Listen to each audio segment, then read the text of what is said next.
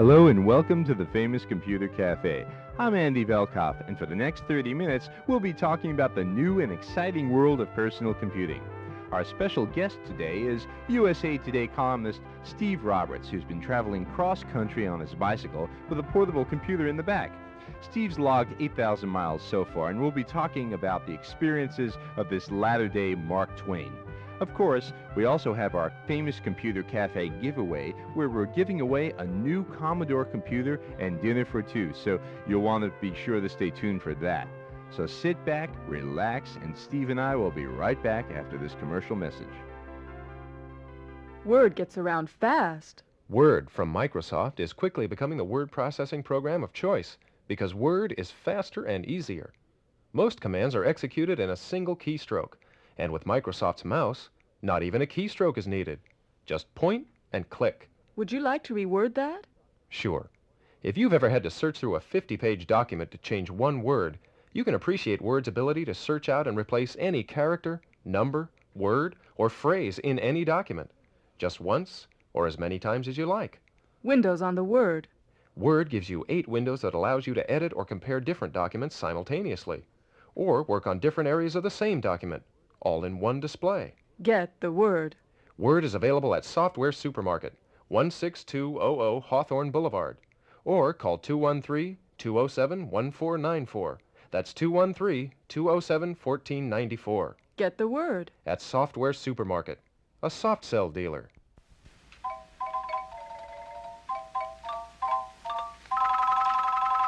As our way of thanking all our new listeners here at the Famous Computer Cafe, we're giving away a free Commodore 64 computer and a dinner for two at one of the loveliest restaurants in all of Los Angeles, just in time for the holidays. And all you need to do is send us a card with your name, address, phone number, and the name and the type of personal computer you currently own or would like to own. Send all this information to the Famous Computer Cafe giveaway.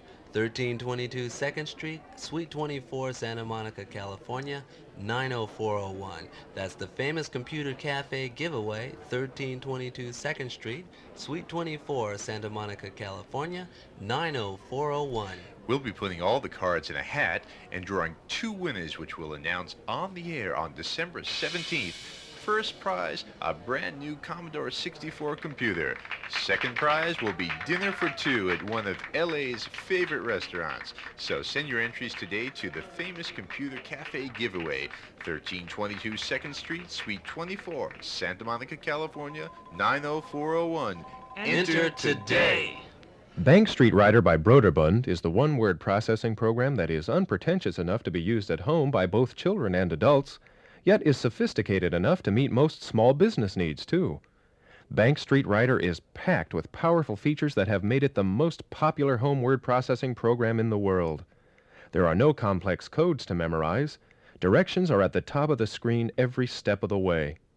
Bank Street Writer gives you sophisticated features like automatic word wrap, universal search and replace, automatic centering, and easy storage and retrieval of anything you write, complete with password protection.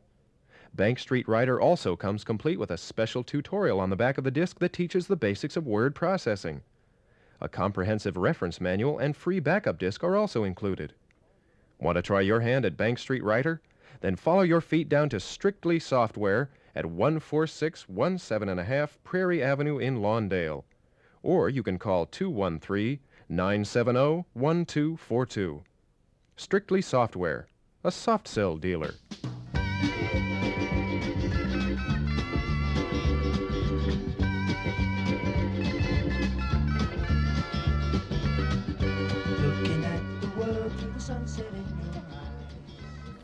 Hi, this is Andy Velkoff, and we're here at the Famous Computer Cafe. With us, we have a really special guest, Mr. Stephen Roberts. Now, Steve has been traveling throughout the country on a bicycle with a personal computer, and he's traveled hundreds, thousands of miles, and he's dropped in to say hello to us at the cafe. Steve, welcome. Well, thank you very much. It's good to be here. How many miles have you been traveling with this thing, and when did you get started? Well, I've been about 8,059 miles so far, and I started in September of 1983. I started in Columbus, Ohio, as a matter of fact, and did a little loop around the Midwest, then down the Atlantic coast to Key West, Florida, across the South, up meandering through Colorado, and southwest from there. Now, I say that you've been traveling on a bicycle. How, describe this thing. What is it? Well, generically, it's called a recumbent bicycle. This isn't any of the normal ones. It's about 8 feet long, and it's equipped with solar panels, which provide power for the lights, horn, security system, CB radio, cassette deck, computer system, and so on. And it also, well, it's been home and office on wheels now for more than a year, so it's got some unusual features. Wow. Let me ask you, what ever possessed you to decide to pack it all up? I mean, I can see on the vehicle you've got a pack on the back. It looks like you steer under your seat almost. There's a seat that looks like something akin to a beach chair, but not quite. Kind of a mesh situation there. And pedaling with your feet sticking forward. You have a ton of equipment on it.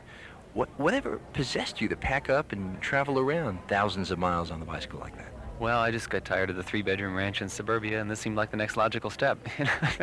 I mean, where to from there, you know? The American dream didn't work for me, so the next obvious step is to move to a bicycle.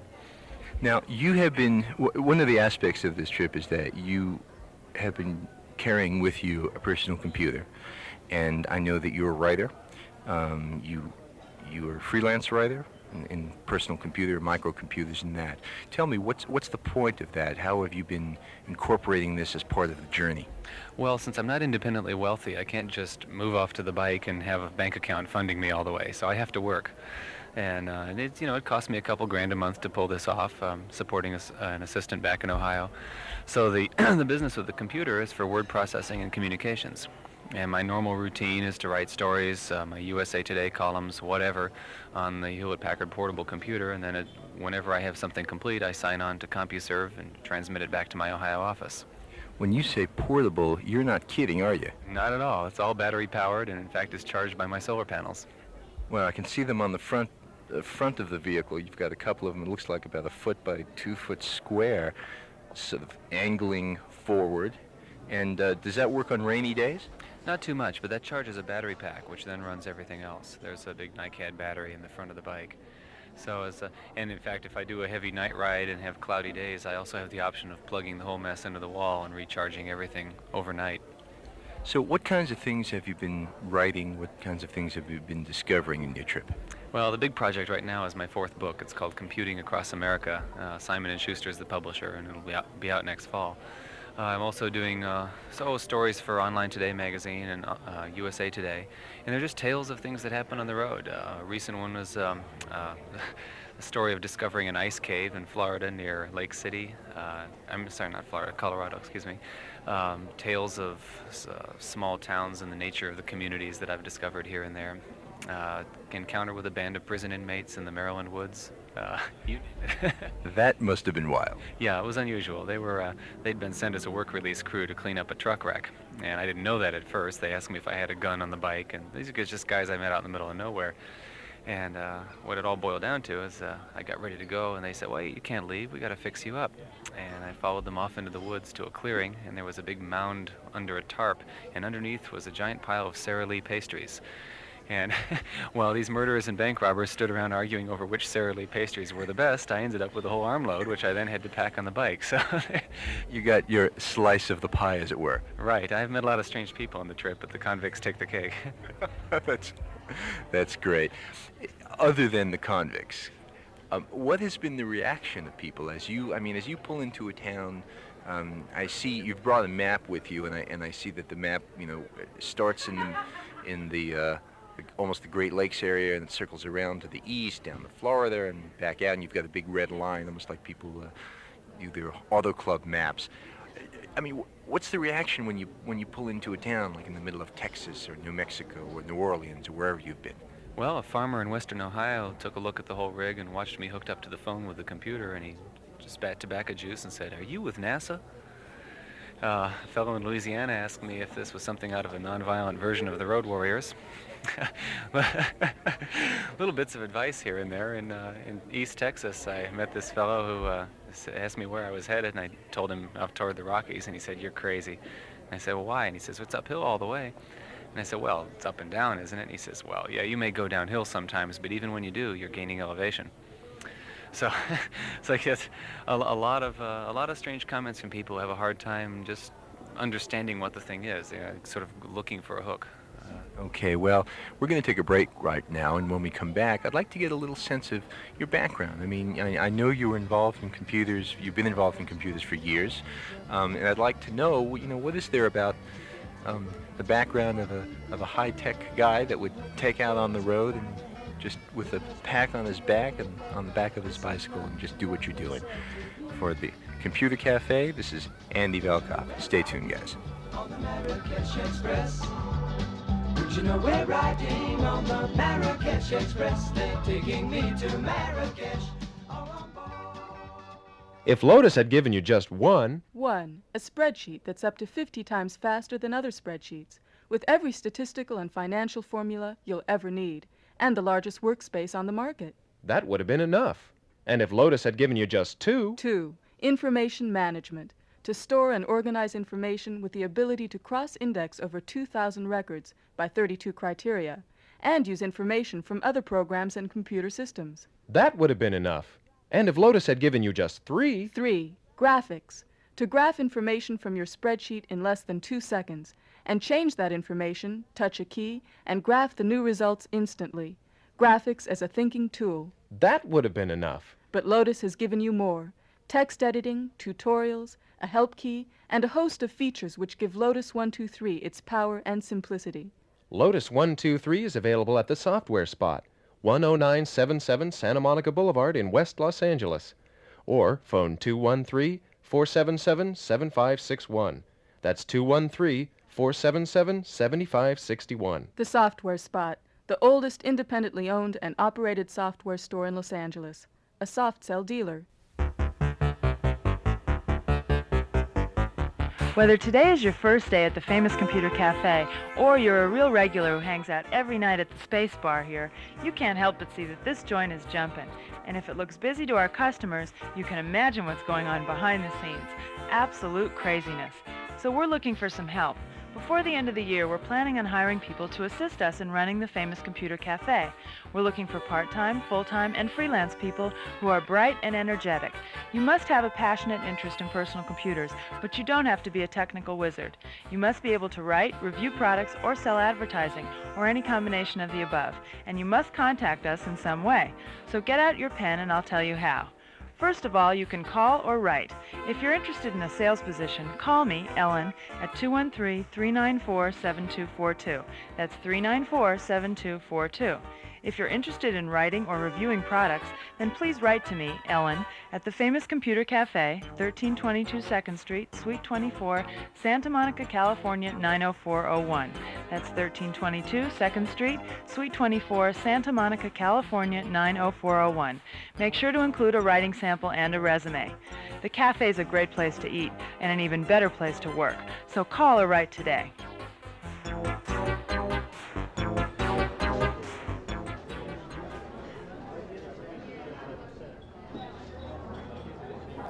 Hi, this is Andy Velkoff, and we're back here at the famous Computer Cafe. With us is Stephen Roberts, a gentleman that's been riding across America on his bicycle. I have to call it a bicycle, but I know it's not. What is that term again? Well, considering all the stuff I have on it, I'd call it a Winnebico.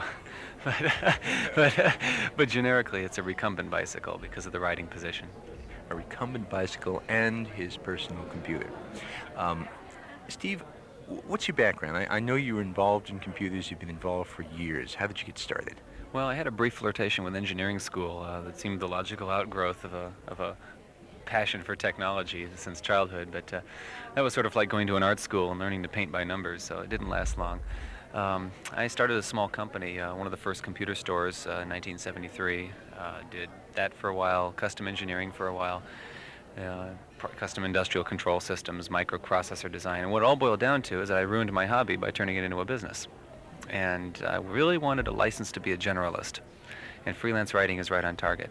So I established a portfolio by writing about all the stuff I'd been doing, I got 3 books out on computers, and now, having bought my way into the publishing business effectively with a couple hundred magazine articles, I'm just doing whatever I please.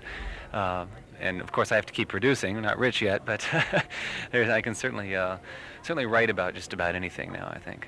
You certainly have made some inroads. I know that you've got a whole pile of articles right there that, articles that have been. Can we take a look at some of those and see where you've been, what you've done, what you've written about? Well, the most recent one that has just come out in a magazine called Online Today is about the discovery of an ice cave near Lake City, Florida. It was an old abandoned mine, and I crawled back in there, and it was a pretty spectacular event, like the forest of diamonds. I got very poetic about it. Now, when you do go in, do you bring your PC with you, or you leave it back on the recumbent bicycle and get back to home base, as it were, to write it up? Well, I do sometimes put it into a little day pack and carry it. In fact, in Telluride, Colorado, where I spent about a month, I commuted every day for about 4 or 5 days up to an old mining camp where I built a desk out of building materials overlooking a huge aspen-covered valley, and I carried the computer up there every day and worked on my book. So that does happen. I didn't carry it into the ice cave, however. That was you got to draw the line somewhere, What else you have here? Okay, there's one on hunting. When a fellow I stayed with in Pecos, New Mexico, took me out to hunt. I'd never been hunting before, and we managed to find some water bugs. And so this is sort of a spoof, tongue-in-cheek story about hunting. Then there's one about sort of a sketch of Austin, Texas. It's called A High-Tech Oasis in the Texas Sun. What is a high-tech oasis in the Texas sun? Well, Austin isn't much like the rest of Texas. There's a lot of money, a lot of high tech. In fact, they're even publishing a paper there called the Third Coast Gazette, I think, or the Third Coast Journal. A tremendous amount of entrepreneurial energy going on there, with all of the spin-offs, including bulletin board system, subcultures of all sorts, and parties of people who hang out on computer bulletin boards. And so I was spending a little time hanging around there and meeting people, and that's provided material for a story. Then there's a visit to a National Weather Service office in Slidell, Louisiana, and what kind of technology they were playing with.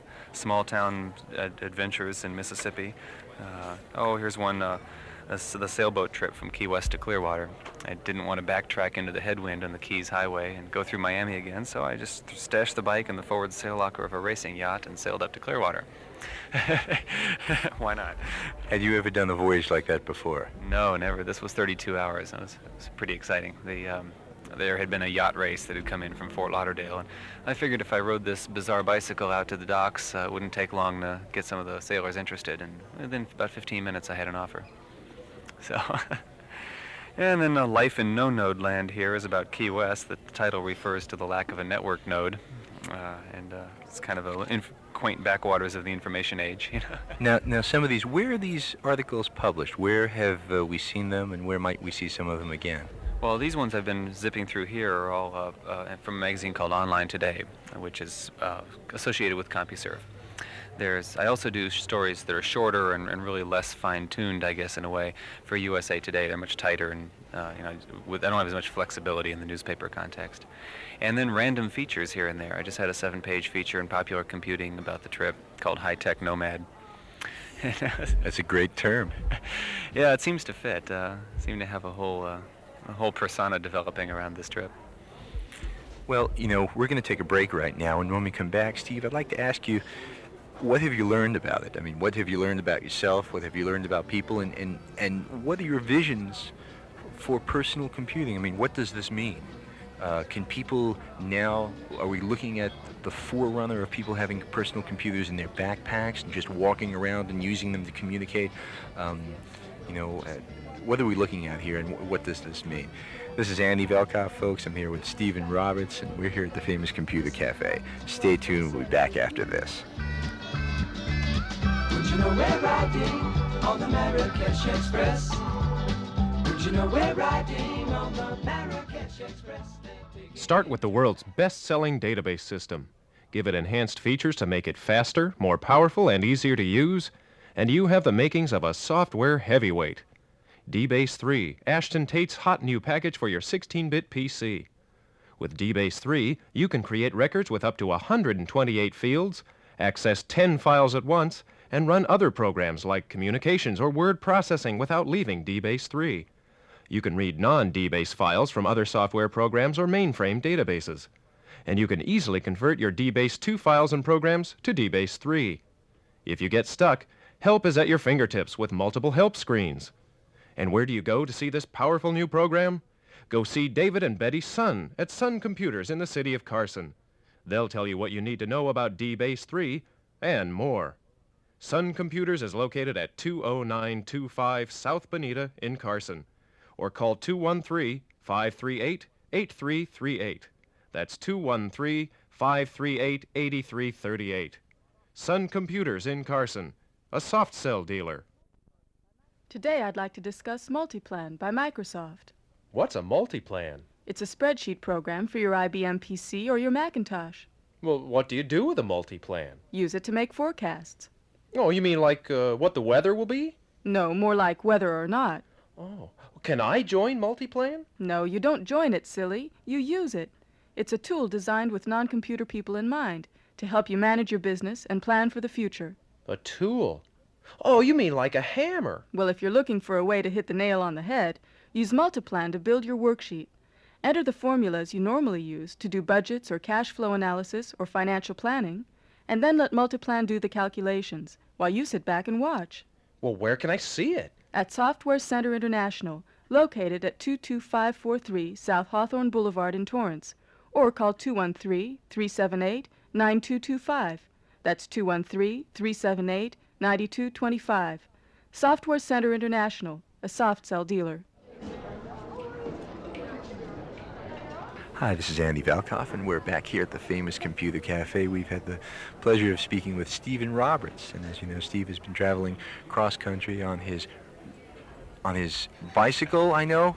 Winnebago. Winnebago, that's right. I mean, the thing looks like it's got just about everything on it. Anyway, including an altimeter, that's right. And of course, a holder for a flute, beautiful silver flute. During the commercial break, Steve, you were mentioning something about artificial intelligence, and we were talking a little bit about some areas that we haven't yet gotten into during the show here. What do you think about that? Where are we headed with that? What's the significance of that? Well, one of the most exciting things that's going on in the computer industry, and it's really not so much in the industry, but in the fringes, the things that don't make it to places like trade shows and mainstream journals, is what's been sort of called machines who think. And the classic problem in dealing with computers is that they're in one realm of reality and we're in another. And to translate what you want the machine to do into how the machine has to do it forces you to put on sort of a formal intellectual straitjacket and come down to the machine's level, which is absurd. The whole idea of computer literacy is in fact absurd because it implies that we have to become literate in their language. Let's make them literate in our language. And one of the most promising areas of artificial intelligence research is the ability of machines to basically deal with us on our level, natural English language input and so on. And we're getting closer and closer and closer over the years. Things like the Macintosh, where you don't have to drag around manuals and learn gritty languages to use it. Things like this little HP portable I'm carrying on the bike. I'm thinking of it more as an information appliance than the classic computer where you sit down and write programs. I know we were talking a little bit also about online networks and databases, and there's been talk. I mean, it's not real recent. People have been talking for years about creating networks such that databases are available to people all over the world so that each of us can have access to the kind of information and data that previously was only available to captains of industry and heads of government. What do you think about that, and where do you think that's heading? Well, it is actually. Right now, there's somewhere around 85 to 90% of all the information published in the last 15 years, let's say, is available at least bibliographically online. Services like Lockheed's Dialog and SDC's Orbit, they're roughly $1 a minute for network access. But if you're conversant on the system, you can get on there and find the most obscure. I mean, there's a Bangladesh Journal of Industrial Research that appears right next to Scientific American and Byte and things like that. So the information is there, but at the moment it has no intrinsic intelligence. In other words, it's not sensitive to the context of your question, and if you go in there and look for General Electric, it'll miss something that says GE, and that sort of thing. So with an intelligent front end on that, and if you think of a whole communications network as having intelligence, you can then talk to it, and it decides where the database facilities are that you really need to be tapping into, and it goes and does it. I know this is a little bit off the topic, but I got to ask you, do you think, I mean, do you have any feelings about the socio-political effect of people having access to this kind of information when previously it was only restricted to a very few? Well, in fact, I do, because right now there's sort of an information elite that is existing, and it mostly happens around node cities. As I've been traveling around the... Node city is what? Oh, a place where you can make a local call to communicate with computer networks. As I've been traveling around the country on the bicycle, I have a very clear distinction between towns where I can make local calls and towns where I can't. And the bottom line is that in towns where I can't, there aren't very many people who are network literate. And that's leading to almost a new class of people, those who are conversant with things like electronic mail services and databases, and those who aren't. And of course, the net effect of somehow making it accessible to everybody in the world will be to eliminate that new kind of discrimination, which will inevitably start to happen. Is there a distinction by way of geography, or by way of size, or by some other category as to whether you can locally input into a database or into a network or not? It's all the economics of it from the standpoint of network providers, the companies such as CompuServe, Telenet, TimeNet, who own networks. It's not worth their money to put nodes into small towns because there's not enough business there. So if you're in Moab, Utah, you're out of luck, but if you're in Denver, Colorado, you're fine. So it's that sort of thing. So, okay, you started out, I guess, is that Ohio? And you've traveled around. You've been Ohio, Pennsylvania, Maryland. It looks like you Virginia, North Carolina, South Carolina, Florida, and I'm leaving out a whole bunch, and you've come out west. And where are you headed next, and what's the long-range plan for this type of thing? I mean, are we looking at a 16,000-mile trip? Are we looking at Alaska next summer, maybe, or what's going on here? Well, I'm careful to avoid specific goals. One of the problems that happens sometimes on bicycle trips is you start to think, well, I have to be in this city by this date, and you start thinking so much about where you're going that you lose respect for where you are. And I don't want to look at it that way. The freedom that I have from using the computer and the networks, which basically lets me run a business on the bike with no dead end, no limit, is that I don't have to think about any constraints other than weather. So this winter I'm in Southern California. I'll be heading up the coast in the spring, probably meandering through Canada, probably coming back down through Colorado, and probably wintering in Arizona maybe, who knows, and then off toward the northeast and eventually to Europe. Unless I get sick or fall in love or get run over in the meantime. Those are an interesting category and panoply of options there. Well, Steve, I want to thank you for joining us. I know you're on a long trip. It sounds as though it's been a fascinating discovery. And the next time you're back in the area of the famous Computer Cafe, I'd like to invite you, stop in, put your feet up, park your vehicle, whatever that is, on the front stoop, and just make yourself at home and join us again. Would you do that? I certainly will, next time around. Okay, thanks a lot. Guys, stay tuned. You're at the famous Computer Cafe. Smoke rings from the corners of my mouth. Gold buttons hang in the air. Charming cobras in the square. Strike your left as we can. SuperCalc 3 by Sourcem is a spreadsheet that's extremely easy to use, swift, and powerful, and it's priced lower than most other leading spreadsheet programs. SuperCalc 3 has all the built-in functions expected in a high-quality spreadsheet, and a lot more. SuperCalc 3's features include an on-screen help function, spreadsheet consolidation and sorting capabilities, calendar and date calculations, simple data management, functions, and windowing. The integrated graphics capability is superbly presented, allowing plotting and printing of charts in up to 99 colors. SuperCalc 3 provides you with the ability to create pie charts, bar charts, line charts, and XY graphs. The graphics are integrated into the command structure, so once you learn SuperCalc 3, plotting and graphing the results of your calculations is as easy as pie. To get a taste of the simplicity and power of SuperCalc 3, walk into Simply Software, where they'd love to whip up a quick demonstration. Simply Software is located at 3001 Sepulveda Boulevard in Manhattan Beach, or call 213-546-2467. That's 213-546-2467. Simply Software, a soft sell dealer.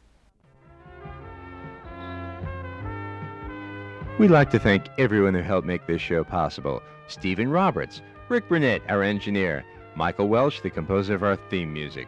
The Famous Computer Cafe is brought to you each weeknight at 7:30 here on KFOX 93.5 FM. The Famous Computer Cafe is a production of Soft TV Inc. Executive producers Michael Walker, Ellen Walker, and Andrew Velkoff. Thanks for joining us, and we'll see you Monday here at the Famous Computer Cafe. Have a great weekend, folks.